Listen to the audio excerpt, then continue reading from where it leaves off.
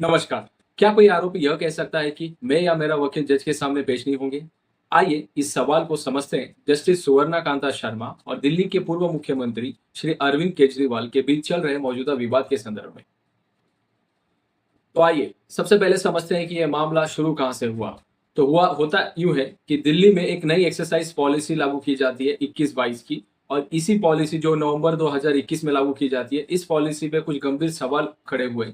आरोप ये लगे कि लाइसेंसिंग प्रक्रिया में पारदर्शी नहीं था और कुछ चुनिंदा पक्षों को अंडू एडवांटेज दिया गया। मामला यही नहीं रुका। जांच की जिम्मेदारी सीबीआई और ईडी ने संभाली और यही एक साधारण नीति विवाद नहीं बल्कि एक बड़े आपराधिक और कानूनी संघर्ष में बदल गया। जैसे जैसे जांच आगे बढ़ी, मामला और गहराता चला गया। कई बड़े नामों पर शिकंजा कसा गया और इसी क्रम में दिल्ली के पूर्व मुख्यमंत्री अरविंद केजरीवाल का नाम भी जांच के केंद्र में आया, जहां ईडी ने उन्हें 21 मार्च 2024 को गिरफ्तार किया, जिसके बाद मामला और अधिक संवेदनशील और चर्चित हो गया। सीबीआई और ईडी की कार्रवाई ने इस केस को सिर्फ नीति विवाद नहीं बल्कि एक गंभीर आपराधिक जांच में बदल दिया।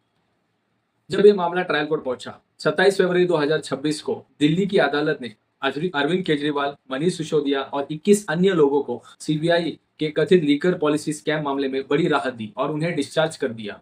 कोर्ट ने सभी डॉक्यूमेंट्स, एविडेंस, सबूत और रिकॉर्ड को ध्यान से देखा और कहा कि सबूत जो कोर्ट के सामने है वो पर्याप्त नहीं है। और इसके बाद सीबीआई और ईडी ने फैसले को माननीय दिल्ली हाईकोर्ट के सामने चुनौती दी और मामला इस तरह दिल्ली हाईकोर्ट पहुंचा। यही केस से एक नया मोड़ लिया जब इसकी सुनवाई जस्टिस सुवर्णा कांता शर्मा के सामने आई।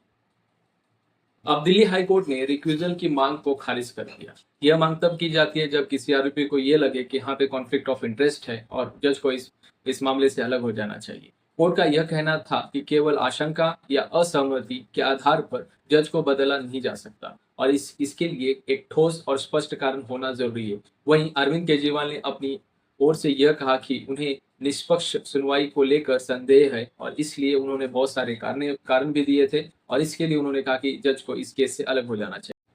तो आइए समझते हैं कि कानून क्या कहता है। अगर किसी केस में किसी आरोपी को जज बदलना है जहां पे उन्हें कॉन्फ्लिक्ट ऑफ इंटरेस्ट दिख रहा है तो वो क्या कर सकते हैं। जज बदलने के लिए सिर्फ ट्रांसफर ऑफ पिटीशन ही एक तरीका नहीं है, और भी रास्ते होते हैं। रिक्वेजल एप्लीकेशन जो अरविंद केजरीवाल जी ने फाइल किया था, सीधे उसी जज के सामने आवेदन देकर उनसे खुद इस केस से अलग हो जाने के लिए आप रिक्वेस्ट कर सकते हो। ट्रांसफर पिटीशन जो आप हायर कोर्ट में फाइल करते हो, जैसे कि इस केस में दिल्ली हाई कोर्ट के अगेंस्ट सुप्रीम कोर्ट में ट्रांसफर पिटीशन फाइल किया जा सकता था और जहां पर जज बदलने की मांग की जा सकती थी।